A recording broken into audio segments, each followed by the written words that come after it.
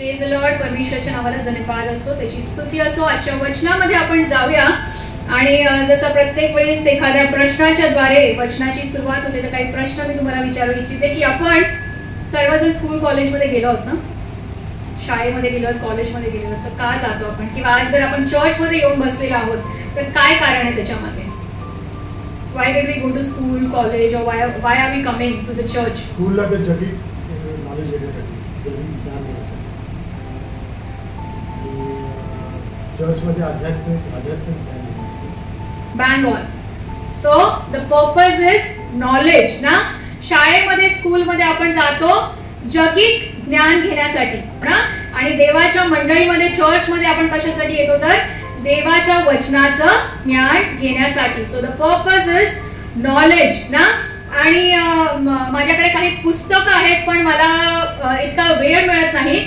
आणि शीला सिस्टर आणि pastor Abraham Shekhar जाण्याच्या आधी मी ज्यावेळेस त्यांना भेटली होती त्यावेळेस सिस्टर शीला, जे पास्टर अब्राहम शेखरच्या पत्नी आहेत, त्यांची हिलिंग मिनिस्ट्री आहे, इनर हिलिंग मिनिस्ट्री, ज्याला थिओफिस्टिक मिनिस्ट्री असं म्हणतात. आणि त्याच्या संदर्भात एक पुस्तक त्यांनी मला दिलं आणि मी ते रोज माझ्या बेडवरती ठेवते, पण ते उघडण्याची काही संधीच येत नव्हती. मला वेळ तितका मिळत नाही वाचनासाठी. परंतु गेल्या सोमवारी मी स्वतःला फोर्स केला की ॲटलिस्ट काही पानं मी त्याचे वाचीन. थोडं माझं सुरुवातीचं अर्ध वाचून झालं होतं आणि त्याच्यानंतर ब्रेक झाला आणि मी बरेच दिवस त्याला हात लावलेला होता. पण मी सोमवारी म्हटलं की स्वतःला फोर्स केलं की नाही, ॲटलिस्ट थोडं तरी मी वाचीन, 2-4 पानं. आणि ज्यावेळेस मी ते 2-4 पानं वाचली त्यावेळेस हे 2 शब्द त्या पानातून माझ्या निदर्शनास आले. एक होतं नॉलेज आणि एक होतं ट्रुथ, ज्ञान, आणि दुसरं म्हणजे सत्य. आणि तिथून मला हा विषय मिळाला. तसा विषय असतात नेहमी, आणि मी नेहमी आजचा रविवार संपला की घरी जाता जाताच माझ्या डोक्यात विचार चालू होतात की आता पुढचा संदेश किंवा पुढचा विषय काय असणार. आणि सोमवारी देवाने मला हा विषय दिला आणि आठवडाभर मी त्याच्यावरती मनन सतत करत होती आणि अद्भुतरित्या देव मला त्याचं प्रगटीकरण देत होता. आणि मी ते जसं जसं मला प्रगटीकरण होतं ते व्हॉट्सअपमध्ये मी ते सगळं लिहून ठेवते विसरायला नको म्हणून. आणि मग शनिवारी रात्री सगळी कामं आवरली की 3:30-4 वाजता ते लिहायला बसते. आणि त्याच प्रकारे मी काल रात्री बसली वचन लिहायला 4 वाजता आणि 6 पर्यंतचं मी टार्गेट ठेवते, 6-6:30 पर्यंत संपवायचं. पण आज पहाटे सकाळी 6:45, 7:30 वाजले. मी लिहिते संपतच नाही. मी म्हटलं हे काय चाललंय. आणि जेमतेम म्हणजे माझे दर रविवारचे जे संदेश असतात ते 5 ते 6 पानाचे भरले की मला कळतं की हा ठीक आहे, आता संदेश आपला 45 मिनिटाचा तयार झालेला आहे. आणि हे मी बघितलं 7:30 पर्यंत वचन झालेलं नाहीये, चालूच आहे. 7:45 वाजता मी बंद केलं आणि पानं बघितलं तर 9 पानं. मी म्हटलं हा आता 2 आठवड्याचा माझा संदेश झालेला आहे. मला ब्रेक डिवाइड करावं लागणार, कारण एका आठवड्यामध्ये इतकं ज्ञान मी एकाच आठवड्यात सांगितलं किंवा वाटायला गेली तर ते वाया जाईल ना, तुमच्याही लक्षात राहणार नाही आणि माझी ती लिंक राहणार नाही. त्यामुळे आजचा जो आपला विषय, आजचा जो संदेश आहे हे आम्ही 2 भागामध्ये डिवाइड करणं. आपला विषय तोच राहणार आहे, ज्ञान आणि सत्य, नॉलेज अँड ट्रुथ.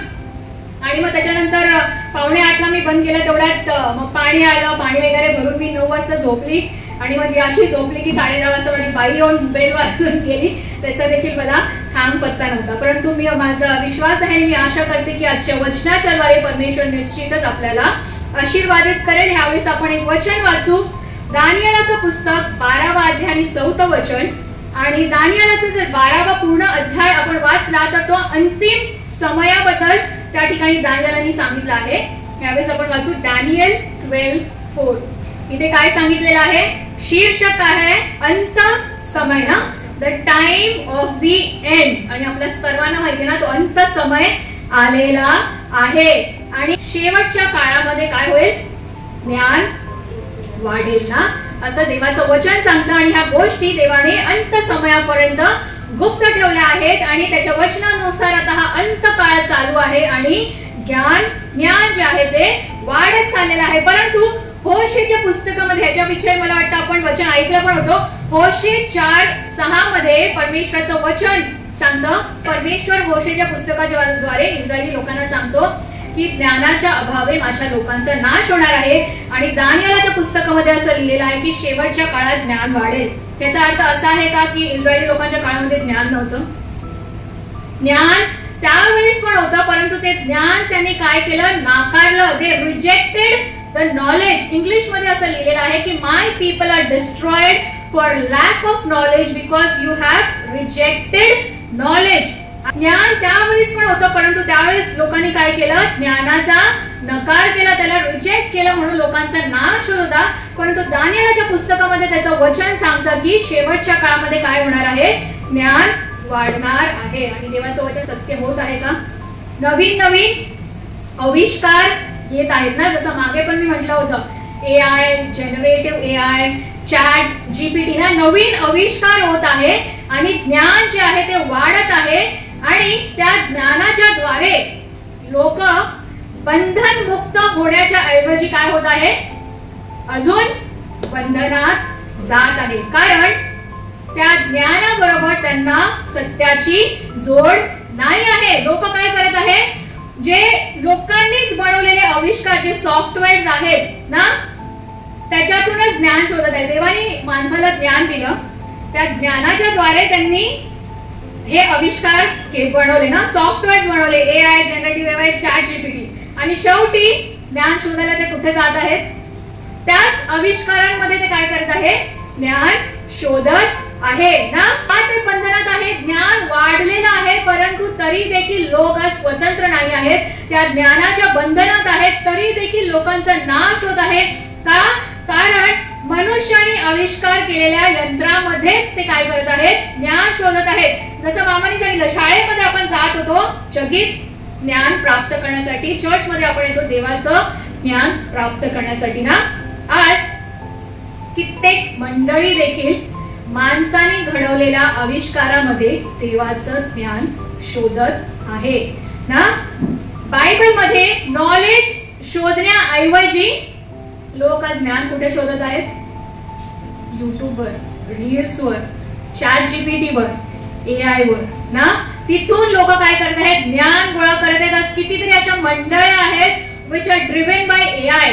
AI च्या द्वारा घरी बसून ना, AI च्या आता बॉबीने लाईव्ह आपल्याला वर्शिप लीड केली ना, AI चॅटबॉट्सच्या द्वारा वगैरे काय करतात? स्तुती आराधना केली जाते, वचन दिलं जातं. तर लोक काय होत आहेत? ज्ञान प्राप्त करत आहेत, ज्ञान वाढत आहे, परंतु त्या ज्ञानाने स्वतंत्र होण्याच्या बदली काय करत आहेत? ज्ञानाच्या बंधनात अडकत चाललेले आहेत. कारण मनुष्याने, देवाने जे मनुष्याला ज्ञान दिलं, त्या ज्ञानाच्या द्वारे लोक आविष्कार करत आहेत आणि त्याच मॅन मेड टूल्स मध्ये they are searching for knowledge. Not only the worldly knowledge but even the knowledge of God. किती जणांच्या मोबाईल फोन मध्ये चॅट GPT आहे? वापरले? मी माझ्या मोबाईल मध्ये पण होतं चॅट GPT आणि मला तो स्पेसचा प्रॉब्लेम होता माझ्या फोन मध्ये, म्हणून मी ते अनइन्स्टॉल करून टाकलं. ठीक आहे, चॅट GPT तुमच्या मोबाईल मध्ये नसेल, परंतु किती जणांच्या फोन मध्ये AI टूल्स आहेत?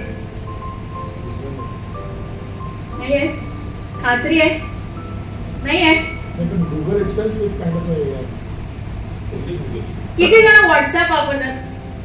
सगळ्यांकडे व्हॉट्सअप, इंस्टाग्राम, फेसबुक. उघडा बरं व्हॉट्सअप मेसेंजर. प्रत्येक जे हे ऍप आहेत it is driven by AI, artificial intelligence. त्याच्यावरती एक असा चक्र येतो, कलरफुल चक्र येतो ना, that is an AI tool. ते जर तुम्ही ओपन केलं, त्याला तुम्ही कमांड दिली लिहून किंवा शब्दाने बोलून, तर तुमच्या सगळ्या प्रश्नांचे उत्तर ते देतील. मेटा म्हणतात ना त्याला. तुमच्या व्हॉट्सअप मेसेंजरवर आहे, इंस्टाग्राम मेसेंजरवर आहे, फेसबुक मेसेंजरवर आहे. आता जर तुमचा फोन नसेल तुमच्याकडे किंवा बंद असेल तर तुम्ही घरी जाऊन चेक करू शकता आणि तुमच्या सर्व प्रश्नांचे उत्तर ऍट अ फिंगर टिप ना. हेल्थ टिप्स, ब्युटी टिप्स, जे आपण कुकिंग करण्याचे क्लासेस आपण घेतो, म्युझिक क्लासेस असो, सगळं काही आपल्याला त्या फोन मध्ये ऍट अ फिंगर टिप मिळतं. सोपं झालेलं आहे आज ज्ञान मिळवणं. जसं मी म्हटलं पुस्तक ना, आजकाल हार्डली आय डोंट थिंक आताची जनरेशन हार्ड कॉपी पुस्तक वापरत असेल ना. It is all become digital ना. डिजिटल ऑडिओ बुक्स ना, हे सगळं काय आहे, आविष्कार आहे आणि ज्ञान वाढत आहे, विच इज गुड. आपण त्या AI टूल मेटामध्ये जर गेलो तर आपल्याला सोन्याचा भाव किती आहे ते कळू शकतं. हेल्थ टिप्स कळू शकतात. तुमचे फोटो तुम्ही एडिट करू शकता at the fraction of second. Not only that, I would want you to open the phone Meta in WhatsApp. इतकंच नाही, ह्याच सगळ्या जगिक गोष्टी नाहीत, परंतु देवाविषयीचं ज्ञान देखील तुम्ही त्या AI टूल्सच्या द्वारा प्राप्त करू शकाल. मला कधी विषय मिळाला? सोमवारी. आठवडाभर मी मनन करत होती त्याच्यावरती. रात्री 4 वाजल्यापासून 7:30 पर्यंत मी हे वचन तयार करायला बसली. परंतु जर कोणाला संदेश द्यायचा असेल आता या मिनिटाला, टाईप करा, give me a Sunday sermon, give me a sermon on knowledge. पुढच्या रविवारपासून तुम्हाला माझी गरज नाहीये. You can use your Meta app. त्याच्यामध्ये पूर्ण तुम्हाला सगळं डिटेल्स येतील आणि अशा रीतीने ज्या जितके चांगले व्यवस्थित तुम्ही त्या ऍपला कमांड देईल, एक्झॅक्ट डेटा तो तुम्हाला देईल. तुम्ही जर त्याला सांगितलं की give me a spirit field sermon, तर ज्यावेळेस तुम्ही ते वाचाल तर तुम्हाला असं वाटेल की अरे खरोखर आत्म्याने भरले. पण ते सत्य आहे का? कारण ते पवित्र आत्म्याच्या प्रेरणेने आलेलं नाही आहे. देवाचं वचन कसं लिहिलेलं आहे त्याच्या दासांनी? पवित्र आत्म्याच्या प्रेरणेने. परंतु ज्ञान वाढत आहे. ज्ञान कुठून वाढत आहे? मनुष्याने बनवलेल्या आविष्कारांच्या द्वारेच. जर आता उठून कुणालाही संदेश द्यायचा असेल रविवारी, you can use your Meta app. आठवडाभर ते बायहार्ट करा, त्याच्यामध्ये तुमचे वर्ड्स चेंज करा, फिलिंग्स करा. एनीबडी कॅन कम हिअर आणि इथे प्रचार करू शकता. ज्ञान काय होत आहे? ज्ञान वाढत आहे. ते आपल्याला वाचल्यावरती पवित्र आत्म्याने भरलेलं असं वाटू शकतं, बट इट इज डिसिव्हिंग ना. ते फसवणार आहे, कारण ते मनुष्याच्या द्वारे किंवा यंत्राच्या द्वारे आलेलं आहे, पवित्र आत्म्याच्या द्वारे आलेलं नाही आहे. त्यामुळे we have to be careful ना. देवाचं वचन सांगतं की शेवटचा काळ, जसं दानिएलाचं वचन पहिलं वाचलं त्यावेळेस त्याचं शीर्षकच काय आहे? अंतिम समय ना. शेवटचा काळ आलेला आहे. We are living in the last days.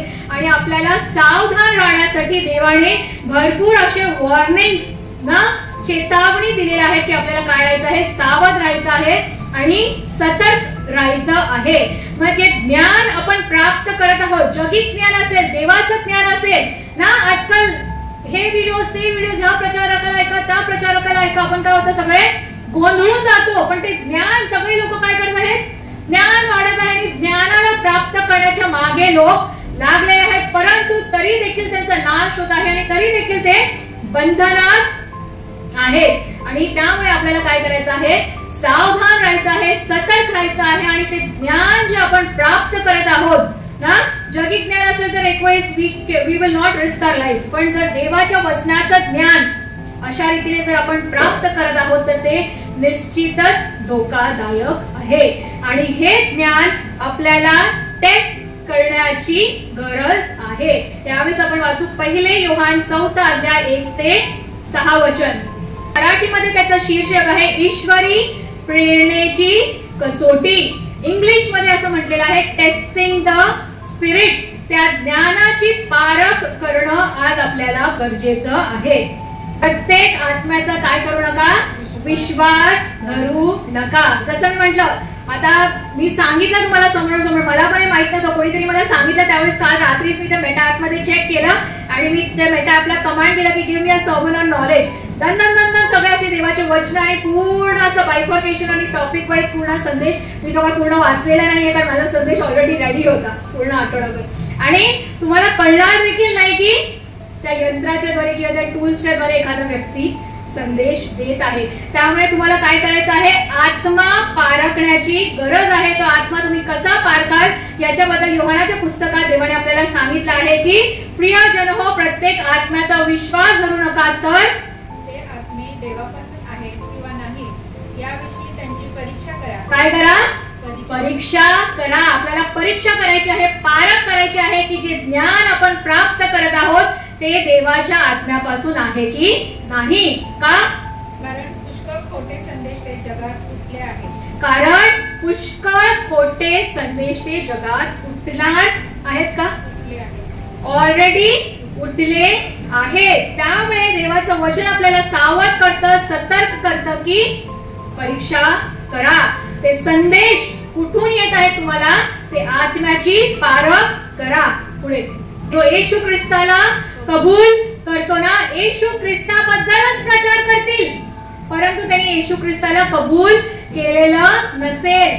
Wolf coming in the clothes of a sheep येणार आहे. ख्रिस्त विरोधकाचा आत्मा येणार आहे, हे आपण ऐकत आहोत लहानपणापासून. पण तो येणार आहे का आलाय? तो जगात आहे. तो ऑलरेडी जगात आहे.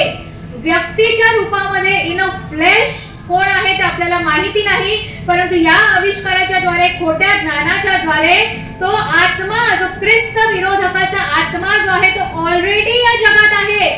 तो ख्रिस्ताचा प्रचार करेल ज्ञानाच्या द्वारे. ज्ञान मिळवणं किती सोपं आहे तुम्ही बघितलं ना. at your fingertip you get the knowledge of Jesus Christ. परंतु त्याने ख्रिस्ताला कबूल केलं आहे का खरोखर? तर आत्मा तो पारखणं आपल्याला गरजेचं आहे. कारण तो आत्मा जो आहे, जो फसवणारा, जो ख्रिस्त विरोधकाचा आत्मा आहे, तो ऑलरेडी या जगामध्ये आहे, वावरत आहे. पुढे जगात कोण आहे? जगामध्ये कुणाचं ज्ञान आहे? सैतानाचं ज्ञान आहे ना. आणि त्याचं वचन सांगतं की जगात जो आहे त्याच्यापेक्षा तुमच्यामध्ये जो आहे तो मोठा आहे. तुमच्यामध्ये कोण आहे? पवित्र आत्मा, ज्याला सत्याचा आत्मा देखील म्हटलेलं आहे ना. तर जगाचं ज्ञान जे सैतानाकडून येतं ते श्रेष्ठ आहे की जे ज्ञान आपल्यामध्ये जो सत्याचा आत्मा आहे त्याच्याकडून येतं ते श्रेष्ठ आहे. त्याचं वचनच सांगतं की आपल्यामध्ये जो आहे तो श्रेष्ठ आहे. त्यामुळे आपल्याला आत्मेत पारखण्याची गरज आहे. ज्ञान मिळवा, त्याच्यामध्ये काहीच वावगं नाही आहे, परंतु ते ज्ञान तुम्ही जे मिळवता त्याच्या मागे कोणता आत्मा आहे त्याची पारख करणं, परीक्षा करणं गरजेचं आहे. पुढे ते तर जगाचे आहेत म्हणून त्यांचे बोलणे जगाविषयी असते आणि जग त्यांचे ऐकून घेते. कोण त्यांचे ऐकून घेते? जग. आपण जगाचे आहोत का? आपण कोणाचे आहोत? देवाचे.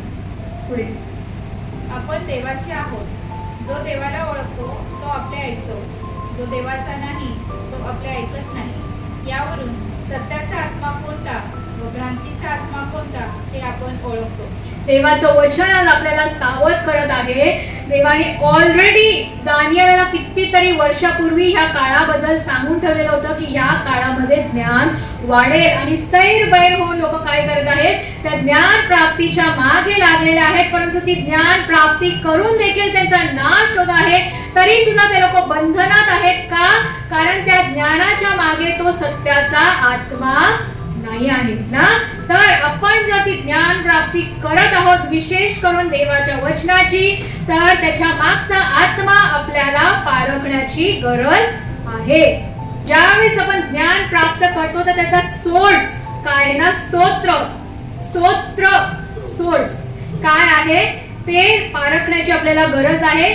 त्याच्या मागचा आत्मा ना कोणता आहे ते पारखण्याची गरज आहे की हे शारीरिक मानवी बुद्धीतून येत आहे की देवाच्या आत्म्याकडून येत आहे, हे आपल्याला पारखण्याची गरज आहे. की हे ChatGPT कडून येत आहे, AI टूल्स मधून येत आहे, गुगल मधून येत आहे, is it coming from a deceiving spirit, जो सैतानाचा आत्मा या जगामध्ये आहे तिथून हे ज्ञान येत आहे, की सत्याचा आत्मा जो पवित्र आत्मा आहे त्याच्याकडून हे ज्ञान येत आहे.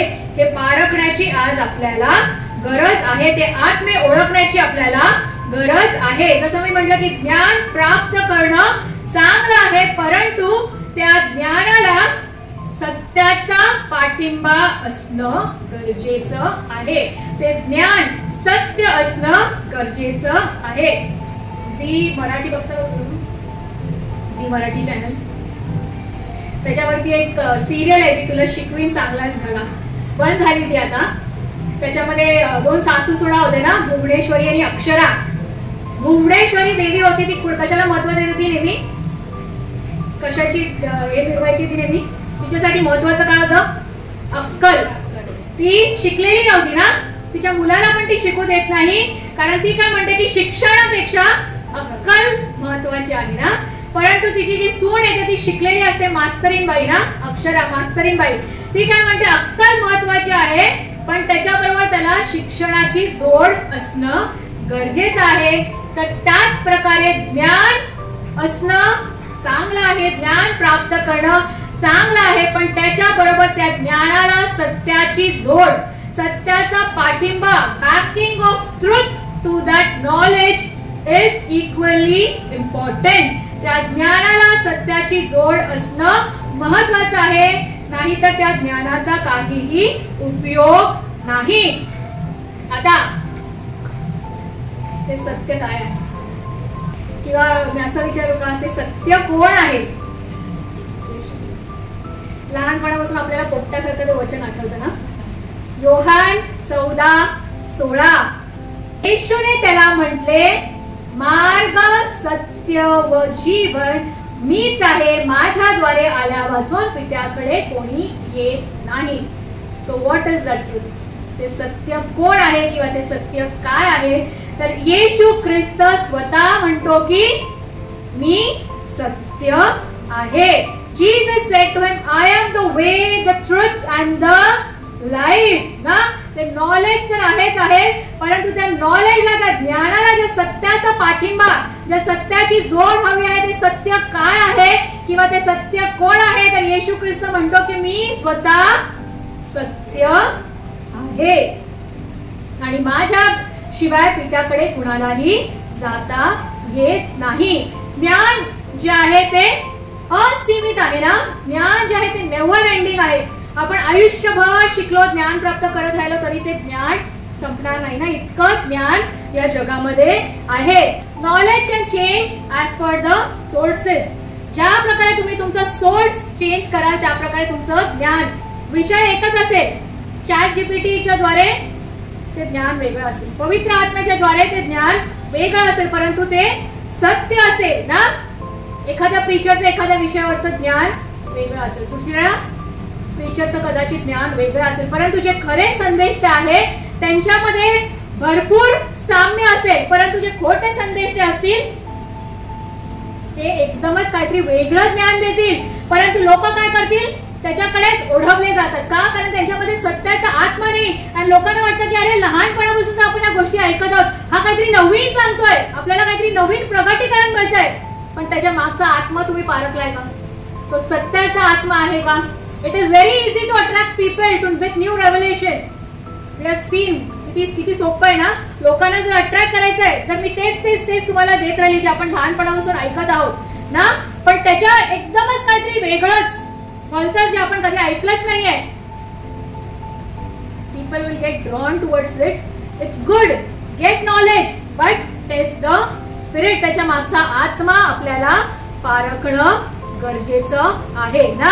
येशू ख्रिस्त म्हणतो की मी सत्य आहे. जसं मी म्हटलं की ज्ञान जे आहे ते असीमित आहे, ते बदलू शकतं ऍज पर द सोर्सेस. त्याच्या स्तोत्राच्या द्वारे ते काय आहे, ज्ञान बदलू शकतं, परंतु सत्य जे आहे ते अढळ आहे. सत्य जे आहे ते कॉन्स्टंट आहे. एखादं सत्य कधीही बदलत नाही आणि येशू ख्रिस्त म्हणतो की मी सत्य आहे. त्यामुळे त्याचं अजून एक वचन सांगतं की मी काल, आज आणि युगानुयुग सारखाच आहे. आपल्या नंतरच्या 70 पिढीपर्यंत देखील ते सत्य बदलणार नाही.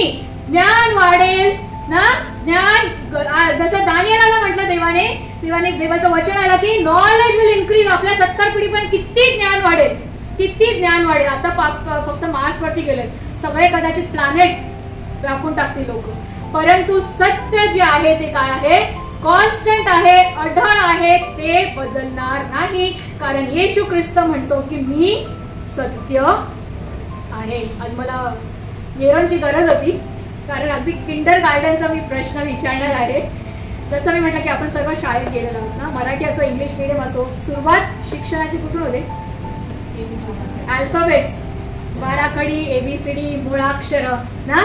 इंग्लिश मध्ये किती अल्फाबेट्स, इंग्लिश अल्फाबेट्स मध्ये किती लेटर आहेत? 26. What is the first and the last? A and Z ना. 26 लेटर्स आहेत, मुळाक्षर ज्याला म्हणतो ना इंग्लिश अल्फाबेट मध्ये, starting with A ending with Z. त्याच प्रकारे हिब्रू जे अल्फाबेट्स आहेत, हिब्रू अल्फाबेट्सचे जे लेटर आहेत त्याच्यामध्ये 22 मुळाक्षर आहेत, 22 लेटर्स आहेत. आणि त्याच्यातला त्या 22 मधला पहिला ए ज्याला आपण जसं म्हणतो, जसं जे पहिलं लेटर आहे त्याला अलेफ, ALEPH किंवा ALEF असं म्हणतात. आणि शेवटचा आपल्यासाठी जो इंग्लिश मध्ये झेड आहे तो ह्या 22 मधला हिब्रू मधला जो शेवटचा 22वा लेटर आहे किंवा मुळाक्षर आहे त्याला ताव, TAV किंवा TAU असं म्हटलेलं आहे. तर हे मी ज्ञान तुम्हाला का पाजळत आहे याच्यासाठी की इंग्लिश मध्ये आपण आपला काय विषय, नॉलेज अँड ट्रुथ ना. ट्रुथ, सत्य, जसं येशू ख्रिस्त म्हणतो की मी सत्य आहे. आता हे सत्य किंवा ट्रुथ याला हिब्रू भाषेमध्ये एमिट, EMIT किंवा EMET असं लिहिलं जातं. इंग्लिश मध्येच बोलतात त्याला एमिट, पण त्याचं स्पेलिंग जे आहे ते EMET किंवा EMIT असं म्हटलेलं आहे.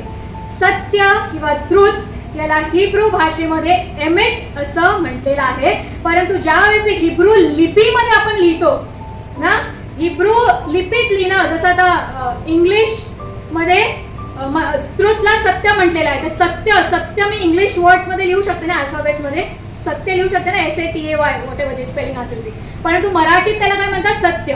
त्याच प्रकारे ट्रुथला हिब्रू मध्ये एमिट म्हटलेलं आहे, पण ज्यावेळेस आपण त्याला हिब्रू लिपीमध्ये लिहितो अशा रीतीने ते लिहिलं जातं.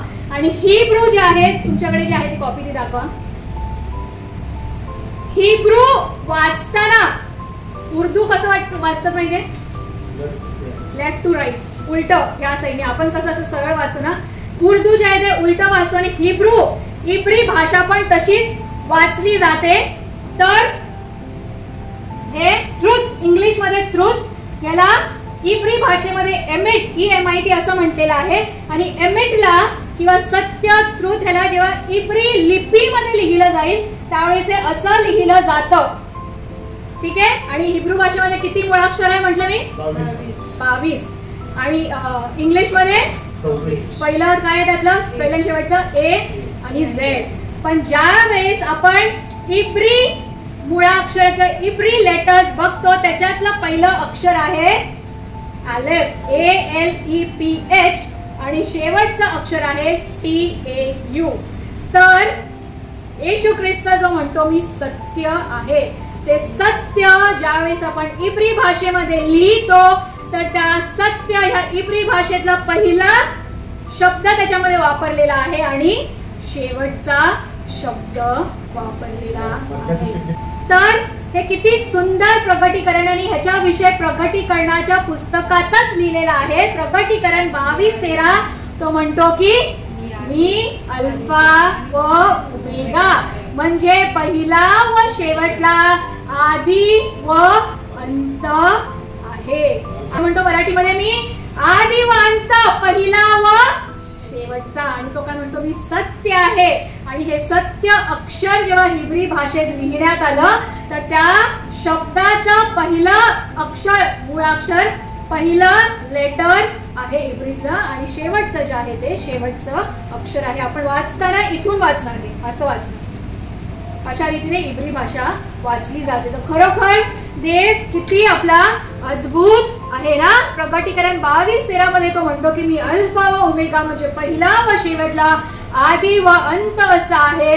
योहान 14:6 मध्ये तो म्हणतो की येशूने त्याला म्हटले, मार्ग, सत्य व जीवन मीच आहे, माझ्याद्वारे आल्या वाचून पित्याकडे कोणीही येत नाही. आणि आपल्याला देव सांगत आहे योहान 4:24 मध्ये की देव आत्मा आहे आणि त्याच्या उपासकांनी त्याची उपासना आत्म्याने व खरेपणाने केली पाहिजे. आत्म्याने व खरेपणाने म्हणजे बाय स्पिरिट अँड ट्रुथ ना. उपासना कशाने केली पाहिजे, आत्म्याने व सत्याने आपण केली पाहिजे. तर ज्ञान आणि सत्य. ज्ञान महत्वाचं आहे, परंतु त्या ज्ञानासोबत सत्याची जोड, सत्याचा पाठिंबा असणं गरजेचं आहे. जे ज्ञान आपण प्राप्त करतो त्याचा सोर्स काय आहे, त्याचा आत्मा काय आहे ते पारखण्याची आज आपल्याला गरज आहे. ते सत्य काय आहे तर येशू ख्रिस्त म्हणतो की मी सत्य आहे. आणि आज आपल्याकडून पण तो अपेक्षा करत आहे की त्याची उपासना आपण आत्म्याने व सत्याने केली पाहिजे. परमेश्वराच्या नावाला धन्यवाद देते आजच्या वचनाबद्दल. हा विषय इथून संपलेला नाही, अजून पुढे आहे. नेक्स्ट वीक किंवा जेव्हा पण तुम्ही असाल त्यावेळेस आपण कंटिन्यू करू. मी परमेश्वराच्या नावाला धन्यवाद देते आजच्या वचनाबद्दल आणि प्रार्थना करते. हालेलुया. Thank you Jesus. धन्यवाद तुझ्या नावाला देते प्रभू. तुझी स्तुती करते प्रिय परमेश्वर द्यापा. प्रभू खरोखर प्रिय परमेश्वर द्यापा, होशेला ज्या प्रकारे तू वचन दिलंस प्रभू की ज्ञानाच्या अभावे तुझ्या लोकांचा नाश होत आहे प्रभू. खरोखर प्रभू ज्ञान त्यावेळेस देखील होतं प्रिय परमेश्वर द्यापा. त्या ज्ञानाला लोकांनी नाकारलं प्रिय परमेश्वर द्यापा. परंतु प्रभू या शेवटच्या काळामध्ये ज्या प्रकारे तू दानिएलला सांगितलंस प्रभू की ज्ञान वाढणार आहे प्रभू, आणि ज्ञान वाढत आहे प्रभू, आणि सैर पैर होऊन लोक त्या ज्ञान प्राप्तीच्या मागे लागलेले आहेत प्रिय परमेश्वर दपा प्रभू. परंतु प्रिय परमेश्वर दपा तरीही लोक आज बंधनात आहेत प्रभू, तरीही त्यांचा नाश होत आहे प्रिय परमेश्वर दपा, कारण त्या लोकांकडे सत्य नाही आहे प्रिय परमेश्वर. पण तुझं वचन सांगतं की तूच सत्य आहे प्रिय परमेश्वर दपा. ते सत्य अशा भटकलेल्या आत्म्यांकडे घेऊन जाण्यास तू सहाय्य मदत कर प्रभू. आमचं रक्षण कर प्रिय परमेश्वर दपा, कारण आत्मे पारखण्याचा प्रभू चेतावणी तू आम्हाला दिलेली आहे प्रिय परमेश्वर दपा. आम्ही जर कोणत्याही प्रभू सोर्सच्या द्वारे प्रभू तुझं ज्ञान, तुझ्या वचनाचं ज्ञान प्राप्त करत आहोत प्रिय परमेश्वर दपा, तर ते आम्ही पारखण्यासाठी, त्याची परीक्षा करण्यासाठी जो आत्मा, जो सत्याचा आत्मा तू आम्हाला दिलेला आहेस प्रिय परमेश्वर दपा, त्या सत्याच्या आत्म्याच्या द्वारे तुझ्या वचनाची प्रभू त्या ज्ञानाची पारख करण्यास आम्हाला शिकव प्रिय परमेश्वर दपा. आणि ज्या प्रकारे तू आम्हाला आमच्याकडून अपेक्षा करतोस प्रभू की तुम्ही तुझी उपासना आम्ही आत्म्याने व सत्याने करावी प्रिय परमेश्वर दपा, तो अभिषेक तू आमच्यावरती उतरू दे प्रिय परमेश्वर दपा. तुझ्या वचनाने आम्हाला तू भर प्रिय परमेश्वर दपा.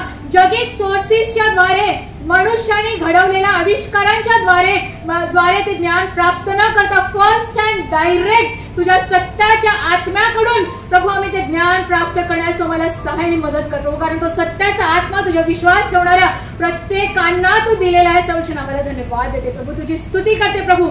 जे सत्याचं वचनच आम्हाला प्राप्त झालेलं आहे त्याच्या नावाला धन्यवाद देते. तुझी उपकार स्तुती करते प्रभू. मागील संपूर्ण महिना जुलैचा तू आम्हाला सांभाळस, मागील 7 महिने आमची सेवा तू आशीर्वादित केलीस प्रभू, त्याची उपकार स्तुती करते प्रभू. जे नवीन सर्व कार्यक्रम आम्ही आयोजित केलेले आहे प्रभू ते सर्व तुझ्या हाती मी समर्पित करते प्रिय परमेश्वर दपा. धन्यवाद तुझ्या नावाला देते प्रभू, तुझी स्तुती करते प्रभू. आणि त्या योजना सर्व प्रभू एक्झिक्यूट करण्याच्या आधी प्रभू तुझ्या हा पवित्र हाती आम्ही समर्पित करतो प्रिय परमेश्वर दपा. तुझ्या सत्याचा आत्म्याचं मार्गदर्शन आम्हाला तू कर प्रिय परमेश्वर दपा. धन्यवाद तुझ्या नावाला देते, तुझी स्तुती करते प्रिय परमेश्वर दपा. मागील आठवड्यामध्ये प्रभू माधुरी बहिणींचा वाढदिवस झाला प्रिय परमेश्वर, एक नवीन वर्ष त्यांच्या आयुष्यात जोडलं, सबची उपकार स्तुती करते. स्मिताच्या जीवनाच्या नावाला धन्यवाद देते प्रिय परमेश्वर. या बहिणींना जी सेवा तू दिलेली आहेस प्रभू ती तू आशीर्वादित कर प्रिय परमेश्वर दपा. प्रभू आमच्या शिंदे कुटुंबांमध्ये जी दुःखद घटना झालेली आहे प्रभू तुझ्या सांत्वनेचा आत्मा तू दे प्रिय परमेश्वर दपा. प्रभू तुझ्या सुरक्षेचा आत्मा आमच्यावरती राहू दे प्रभू. विश्वास मामांचं रक्षण तू केलं, सबची उपकार स्तुती करते प्रिय परमेश्वर दपा. प्रभू इथून आम्ही आपापल्या घरी जाऊन पुढच्या आठवड्यात पुन्हा भेटूपर्यंत प्रभू आमच्या डोक्याच्या केसापासून पाहिजे तळव्यापर्यंत येशू ख्रिस्ताच्या पवित्र रक्ताच्या सुरक्षेचा कवच तू घाल प्रभू. आमचं घराच्या बाहेर जाणं आणि येणं तू आशीर्वादित कर प्रिय परमेश्वर दपा. आणि या आठवड्यामधून प्रभू तुझ्या सत्याच्या आत्म्याच्या द्वारे अधिक ज्ञान तुझ्या जवळ येण्यासाठी मी प्राप्त करण्यासाठी तू मला सहाय्य मदत कर आणि मार्गदर्शन कर. आम्हा प्रत्येकाचा जीव प्राण आत्मा शरीर तुझ्या हाती समर्पित करते आणि धन्यवाद देत ही प्रार्थना तुझा पुत्र येशू ख्रिस्त आमचा तारणारा प्रभू याच्या प्रिय गुणात मागते म्हणून तू